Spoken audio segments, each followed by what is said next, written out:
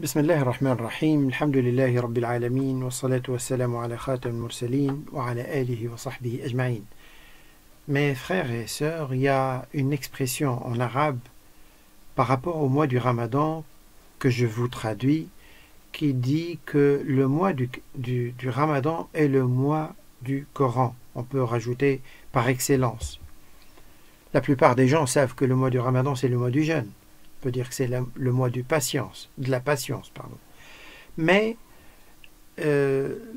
cette expression attire l'attention sur autre chose, sur une autre dimension du Coran, sur une autre dimension et un autre aspect du mois du jeûne, du mois du Ramadan. C'est qu'il y a un lien fort entre lui et le Coran. Ce lien remonte déjà à l'époque du prophète sallallahu alayhi wa sallam. Dans le Coran même, Allah subhanahu wa ta'ala nous dit que Shahru Ramadan alladhi unzila fihi al-Qur'an, le mois du Ramadan, c'est le mois dans lequel le Coran a été révélé, c'est-à-dire le début de la révélation a commencé, entre autres significations possibles. Et dans la vie du prophète sallallahu alayhi wa sallam, nous savons que le prophète avait un rythme de lecture du Coran habituellement, et que il lisait, il récitait le Coran du début à la fin, il recommençait, ainsi de suite, tout le temps, toute sa vie. Et que pendant le mois du Ramadan, il avait l'habitude de recevoir Jibril alayhi salam, l'ange chargé de la révélation, qui vient lui faire réviser le Coran. Et chaque année, il lui faisait ça.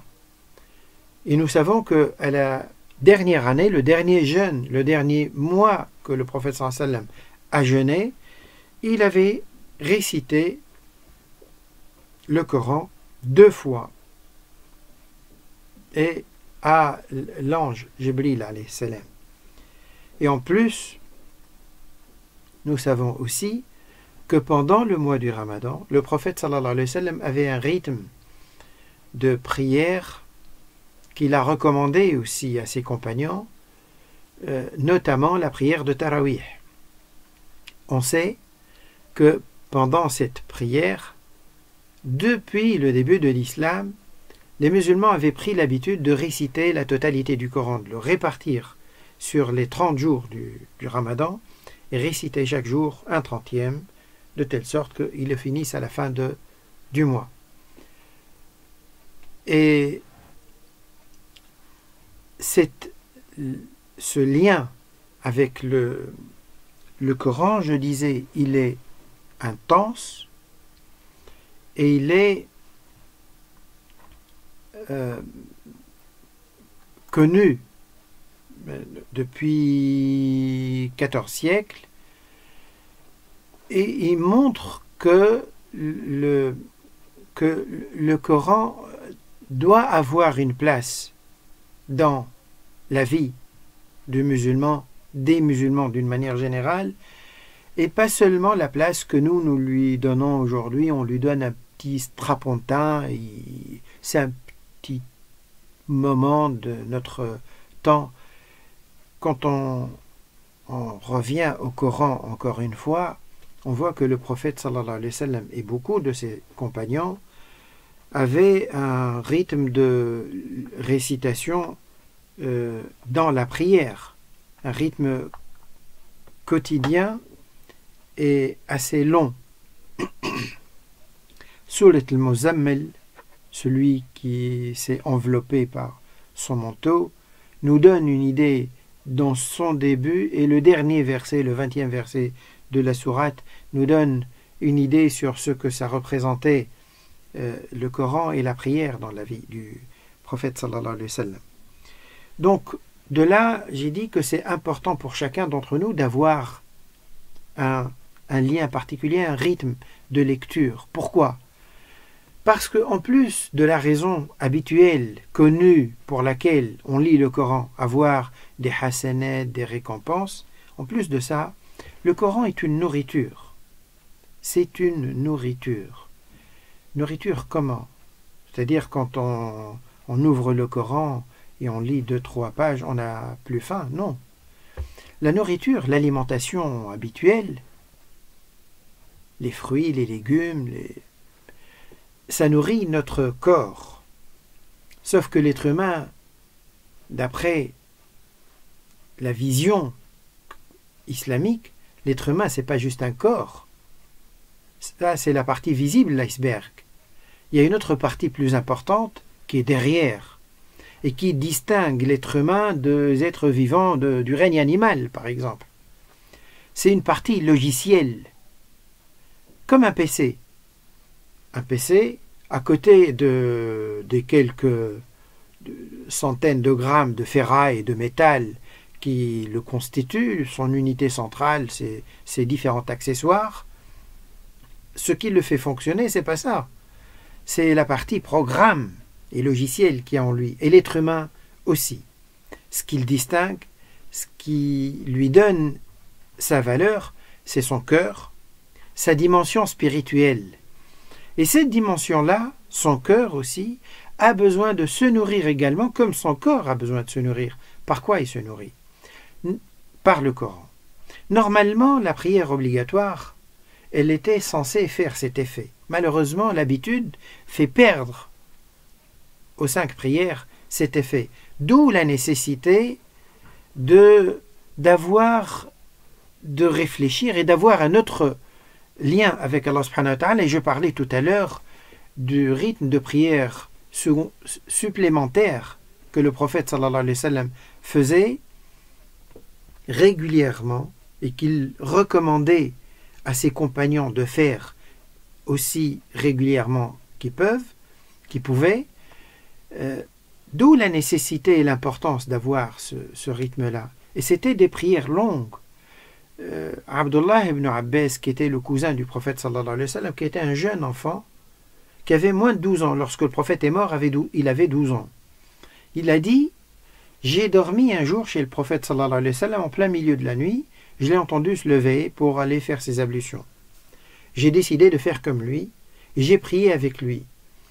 Il a récité la Fatiha, et il a commencé à réciter Surat al-Baqarah. C'est la sourate la plus longue. Elle fait 45 pages, il faut plus d'1 heure pour la réciter, si on récite correctement, normalement, pas comme un TGV. Et Abdullah radiyallahu anhu pensait que le prophète sallallahu alayhi wa sallam allait faire le recours à la fin de la sourate. Quand il a fini, il a enchaîné avec la sourate suivante, Ali Imran. Elle fait 27 pages, il faut plus d'1 demi-heure pour la finir. Et quand il a fini, il a enchaîné encore avec Surat An-Nisa, sauf qu'il s'est arrêté au milieu et il a fait le recours, il s'est incliné. Et Sayyidina Abdullah radiyallahu anhu disait que le prophète sallallahu alayhi wa sallam est resté incliné presque le même temps qu'il a passé debout en train de réciter. Et il a fait ça jusqu'à la fin de sa prière. Ça veut dire que une seule prière de 2 rak'at, elle pouvait durer plusieurs heures. Quand on prend le temps de prier comme ça, de réciter de cette manière-là, forcément on ressent autre chose. On vit autre chose. Et là, la prière revient à sa fonction première, à son rôle de nourrir le cœur. Et c'est ça ce que chacun de nous doit viser, essayer de faire, autant qu'il peut. Autant qu'il peut. Je reviens au Coran. Le Coran, c'est la nourriture du cœur, de l'esprit, de l'âme.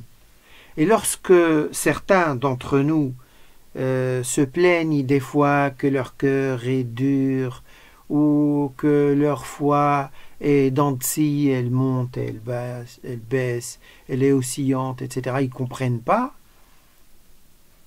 Il n'y a rien de mystérieux. On ne nourrit pas le cœur. Comment vous voulez qu'il soit? Il va s'affaiblir. Si quelqu'un arrête de manger pendant 2-3 semaines, qu'est-ce qui va se passer? Il va se trouver à l'hôpital. Et pareil pour le cœur. Pareil pour la spiritualité. Et donc, c'est pas étonnant de voir ce que nous voyons aujourd'hui en nous et autour de nous. Ce n'est pas du tout étonnant. La cause, elle est là. C'est là où il faut aller creuser, chercher et réparer. Donc, c'est important que chacun d'entre nous ait un rythme et un petit programme de lecture du Coran de telle sorte qu'il lit une partie qu'il définit chaque jour et qu'il finit la totalité du Coran au bout de quelque temps et il reprend, et ainsi de suite. Ce cercle vertueux. Ça, c'est très important. La deuxième chose, c'est important de lire et de prendre un peu de temps de réfléchir. Il arrivait au prophète sallallahu alayhi wa sallam, il y a des hadiths qui nous disaient qu'il priait des fois, la prière de la nuit qui faisait celle que je décrivais tout à l'heure, eh bien, il lui arrivait des fois de faire 2 rak'at, 4 rak'at, il est passé à réciter un seul verset. Après la Fatiha, il prend un verset et il le récite. Et il le répète, et il le répète, et il le répète, et il le répète. Pourquoi? Parce qu'il est en train de méditer dessus, il est en train de le vivre, il est en train de cogiter, entre guillemets, dessus, ça lui parle. Ça lui parle. Et ça, c'est très important. C'est ça qui fait la différence entre les lectures superficielles que beaucoup de musulmans font, qui peuvent être rapides, où on peut lire beaucoup, et une lecture qui nourrit, comme l'eau fine de la pluie qui arrose une plante, qui arrose la terre ou des végétations. C'est ça ce qui donne au Coran sa place et sa force. J'espère qu'Allah subhanahu wa ta'ala nous donne à nous la lucidité pour comprendre et la force pour répondre à l'attente d'Allah subhanahu wa ta'ala que il attend de nous, ce qu'il attend de nous de faire. As'Allah an yuriyana al-huda hudan wa an yarzuqana ittiba'ah innahu sami'un mujib. Subhana rabbika rabbil izzati amma yasifun wa salamun 'alal mursalin walhamdulillahi rabbil alamin.